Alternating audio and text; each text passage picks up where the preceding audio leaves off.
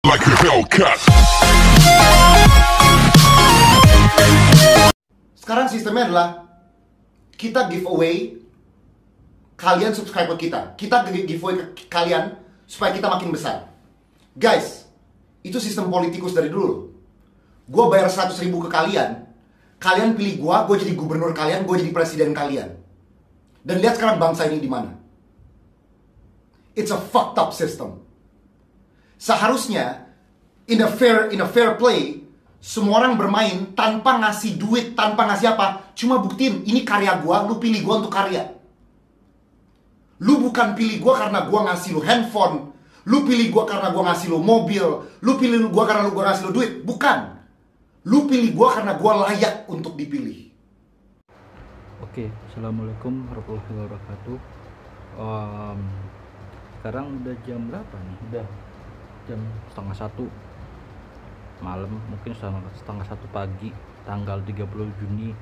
Jadi setiap video yang gua buat dan gua upload itu gua sangat berusaha untuk dibuat dan diupload di luar jam kerja. Jadi gue punya pekerjaan utama yang harus gue selesaikan dan harus gue kerjakan. Lalu setelah semua segala hal sudah selesai di luar jam kerja, maka gue punya hak untuk berkarya ataupun memang membuat sesuatu hal yang memang di luar pekerjaan utama gue. Dan kali ini sebenarnya gue pengen berkomentar tentang pensiunnya YouTuber senior ya. Sebagai YouTuber, bukan YouTuber sih, maksudnya gua sebagai pemilik channel ini, sebagai pemilik channel atas nama gua sendiri ya. Gua sih siapa sih berkomentar tentang skinny Indonesian 24 tapi memang seperti video awal yang lo semua lihat tadi, memang sepotong dari itu memang ada benarnya juga bahwa YouTuber yang sekarang giveaway dan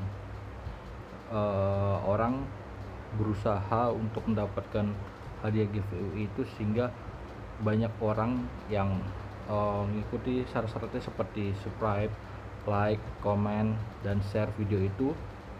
Akhirnya YouTuber itu besar, dan ketika besar kualitasnya bukan meningkat seperti jumlah subscribernya, tapi malah isinya cuman ya vlog dia doang, hidupannya doang.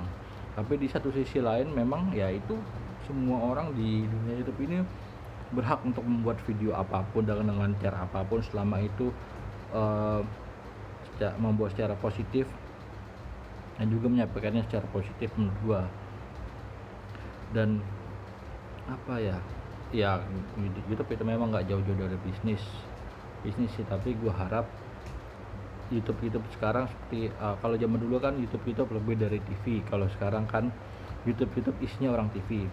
Dan sebagai YouTuber gue belajar dari Bang Panji Pragiwaksono, karena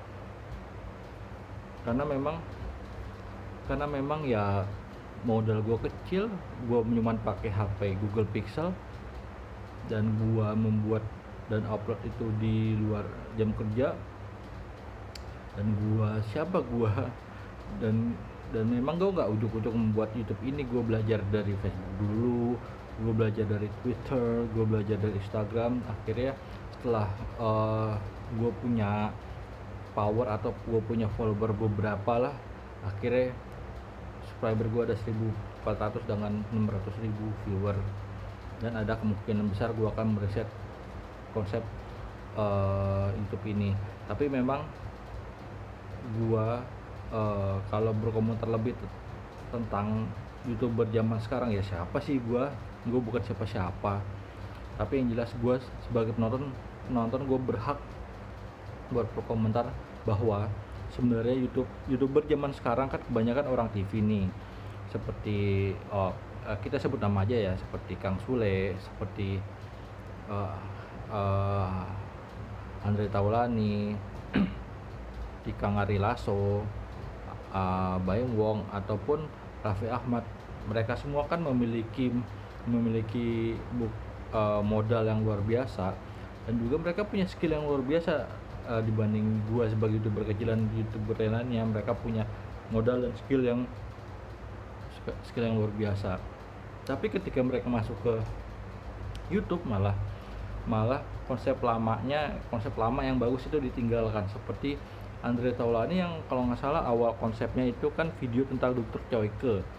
Akhirnya setelah dia berusaha meningkatkan jumlah subscriber YouTube-nya, dia meninggalkan konsep Dr. Choyke itu, malah beralih kepada jual beli mobil, membuat image bahwa dia adalah Sultan Bintaro, bahwa dia sultan, dia mampu membeli segalanya, mau beli mobil atau segala macam itu adalah hak semuanya. Mau dia membuat video itu hak dia, tapi sebagai memang di satu sisi lain gue menikmati video itu tapi nggak sepenuhnya, jadi gue skip.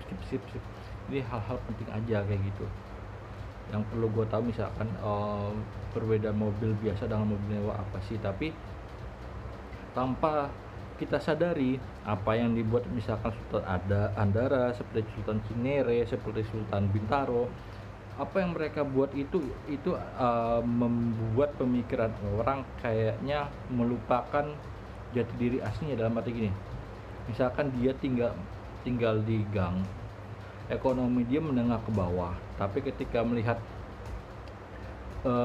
video para sultan itu, gaya pemikiran dia tuh berubah. Dalam arti mereka tidak berusaha untuk bekerja keras atau belajar lebih giat untuk mencapai seperti apa yang mereka di Andre Taulany capai, seperti Raffi Ahmad miliki sekarang, seperti Kang Sule sudah punya prestasi di dunia komedi. Tapi mereka berpikir, gila, gua pengen banget punya kayak gitu, istilahnya ngomongnya kayak tinggi lah, ngomongannya orang sekarang tuh lebih tinggi dibanding kehidupan kenyataannya kayak gitu. Padahal dia tidak mampu miliki seperti apa yang dimiliki oleh Andre Taulany, seperti Raffi Ahmad kayak gitu. Jadi pemikiran mereka lebih hedon dibanding mereka memiliki gaya hidup seperti kenyataannya orang Indonesia. Orang Indonesia kan biasa aja ya, karena Indonesia itu sebenarnya sih negara berkembang terus, tapi nggak tahu majunya kapan. Akhirnya setelah di pandemi ini dihajar sama corona, mengakibatkan ekonomi kita tuh merosot tajam. Jadi sebagai penonton sih gue agak sedikit menikmati seperti video kayak gitu, seperti yang dibuat apa Andre Taulany, Raffi Ahmad atau Kang Sule. Tapi di satu sisi lain kayak gue bosen gitu. Mereka pun punya modal besar, mereka punya skill yang tinggi dalam hal melawak, dalam hal membawa acara, tapi kok kayaknya gitu-gitu aja ya. Kayak seakan-akan mereka mengejar jumlah viewer demi AdSense. Padahal kita juga butuh hiburan yang memiliki konsep seperti Mak Betty, Arif Muhammad, terus seperti siapa lagi ya, seperti Maili. Mereka tuh konsisten dengan konsep mereka. Tapi orang-orang TV yang masuk YouTube seperti Ari Lasso yang legend, gua dulu adalah Baladewa, gua sangat mengidolakan Mas Ari Lasso, tapi ketika masuk YouTube kok kayak begini kayak gitu. Tidak, istilahnya kan Mas Ari Lasso ini adalah musisi legend, tapi kok kayaknya jarang banget men-share tentang dunia musik gitu ya. Yang konsisten membahas soal dunia musik Indonesia tuh Mas Anji doang. Sedangkan kalau kita bandingkan Anji dengan Mas Ari Lasso, kan lebih senior Mas Ari Lasso. Kenapa yang membahas, yang konsisten selalu membahas musik tuh hanya Mas Anji? Sedangkan di mana Kang Ari Lasso? Di mana Mas Ari Lasso? Kapan mau berbicara konsisten tentang dunia musik Indonesia? Padahal banyak orang yang menunggu pendapat atau share pengalaman atau share ilmu dari Mas Ari Lasso. Jadi gua sebagai YouTuber ya,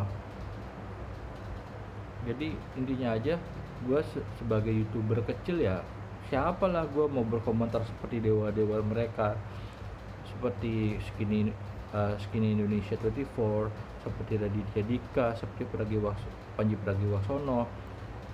Gue tuh siapa berkomentar mereka, tapi sebagai penonton kayaknya kita sebagai penonton YouTube itu hanya menyaksikan kehidupan artis yang makin lama nggak penting, seperti ngumpetin mobil lah, seperti ngumpetin motor lah, seperti beli mobil ini lah, seperti mobil itulah. Tapi memang di satu sisi lain seperti yang dilakukan Mbak Emong untuk membagi rezeki kepada orang yang tidak mampu itu bagus, tapi pada dasarnya konsep orang-orang TV masuk TV ya gitu-gitu aja, ya tidak sesuai dengan skill yang mereka miliki. Jadi nama mereka setinggi ini, skill mereka segini, tapi ketika mereka masuk YouTube ekspektasi orang kayak gini, tapi ketika masuk YouTube kenyataannya begini. Jadi ekspektasi itu lebih tinggi dibanding kenyataan yang ada. Jadi please lah, seperti Mas Andre Taulani kebalikan lagi konsep Dr. Choyke. Jadi kita tuh kangen, gue adalah salah satu orang yang kangen konsep Dr. Choyke gitu. Jadi please lah, dulu YouTube lebih dari TV, sekarang YouTube isinya orang TV. Ke situ aja ya. Thank you yang udah nonton.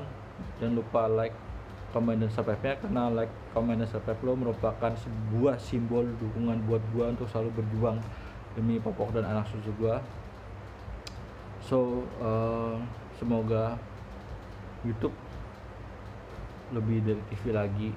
Semoga orang-orang TV yang masuk YouTube itu nggak cuman mikirin duit atau AdSense, tapi juga mikirin kualitas konten mereka, karena kualitas konten mereka itu menggambarkan kualitas skill mereka. Misalkan skill komedian ketika masuk YouTube hanya isinya vlog, berarti kan kualitas mereka berkomedi ya makin menurun ketika masuk di TV. Kayak itu aja sih. Thank you ya, gue mau tidur, gue ngantuk, karena setiap gue buat video dan gue upload video itu di